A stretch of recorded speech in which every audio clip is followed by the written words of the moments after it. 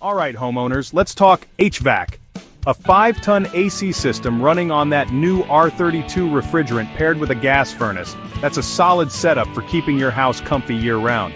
But just like any major appliance, things can go wrong. That's why I'm here to arm you with the knowledge to tackle those common HVAC hiccups head-on.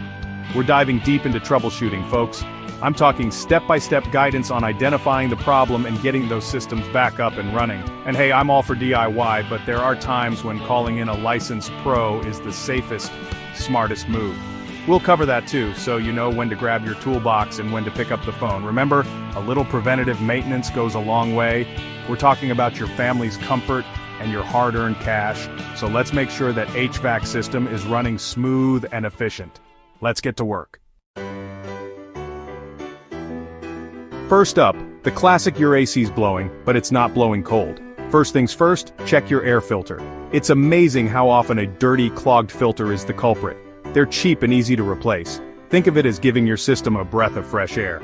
Next, we gotta consider the refrigerant. That R-32 is the lifeblood of your AC, and if it's low, you're not gonna get that cool air. Now, refrigerant leaks and recharges, that's a job for a licensed pro.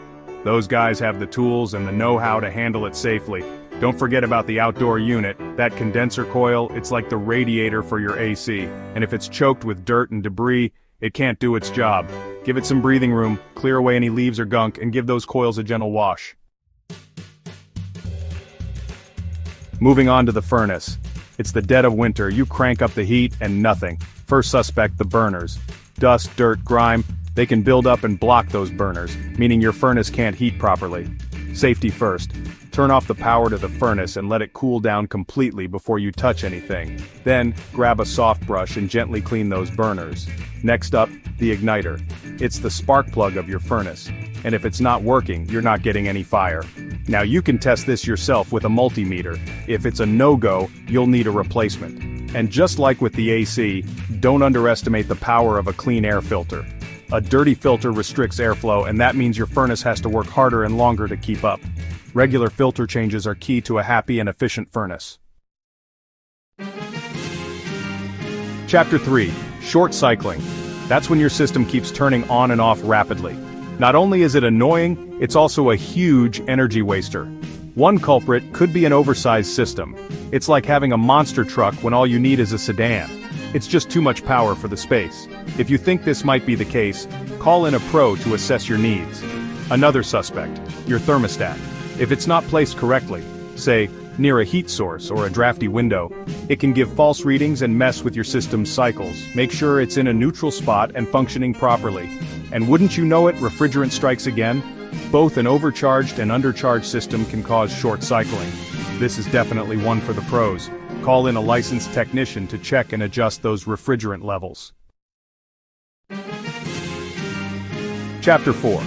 Listen closely, folks.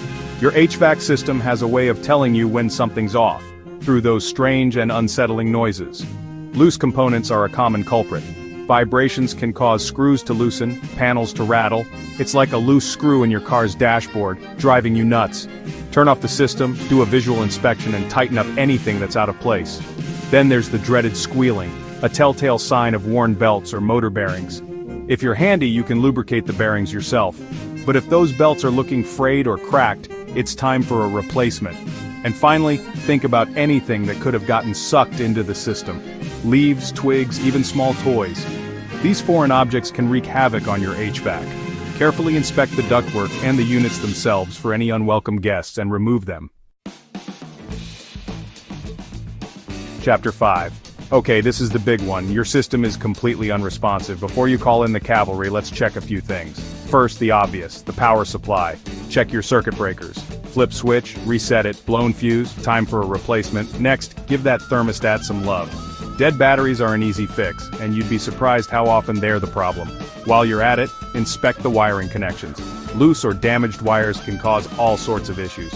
Finally, check your furnace's safety switches. These little guys are designed to shut the system down if they sense something's amiss, like a door panel that's not properly closed. Make sure everything is secure and in its rightful place. There you have it, folks. A crash course in troubleshooting your 5-ton AC and furnace. Remember, A lot of these issues can be prevented with regular maintenance. Think of it like taking your car in for a tune-up. A little investment up front can save you big headaches down the road.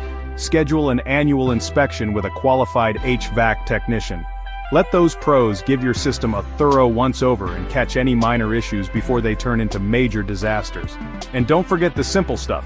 Clean or replace those air filters regularly, keep an eye on your system's performance, and make sure the area around the units is clear. A little care and attention go a long way. And hey, when in doubt, call a pro. Stay cool, everybody.